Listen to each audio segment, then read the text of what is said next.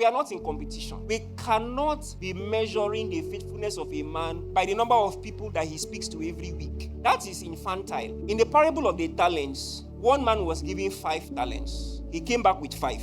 What did Jesus say to him? Well done, thou good and faithful servant. Another one was given 2 talents. What did he come back with? 2 talents. What did Jesus say? Well done, thou good and faithful servant. The same thing that was said to the man that had more was the same thing that was said to the man that had less. Because there is no competition. All of us will not be captains of thousands. All of us will not be captains of tens. We cannot dictate the accuracy of a person based on how many people listen to him. But when we now start judging the accuracy of people based on how many people is he talking to, how many churches has he built, the problem with that method is that once you go there is no stopping. Because you will find real people, you will find fake people on both sides of the divide. So you cannot therefore be measuring accuracy based on how many people come to listen to a man. Now, what God has given you is what you should be faithful to. The man that had 5, if he had produced 3 out of the 5, you know that you would have more than the guy that had 2. He will have more. But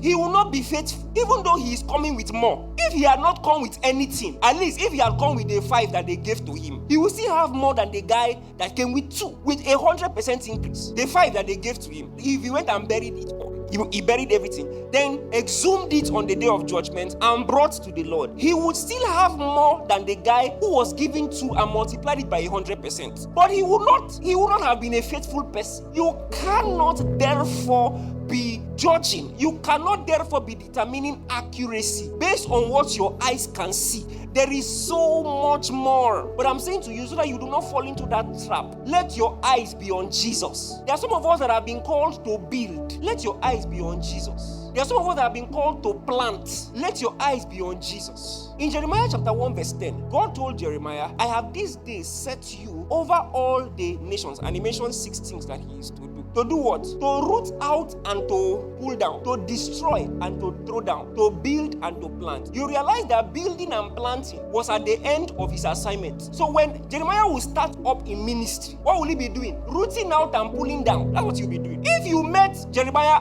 at his early years in ministry, you will tell him to face his work. That's what you'll be saying. Jeremiah, face your work. But that's exactly what he is doing. He is facing his work. In rooting out and in pulling down, he is facing his work. I am saying that you cannot be using what your eyes can see alone to determine what accuracy. You should not.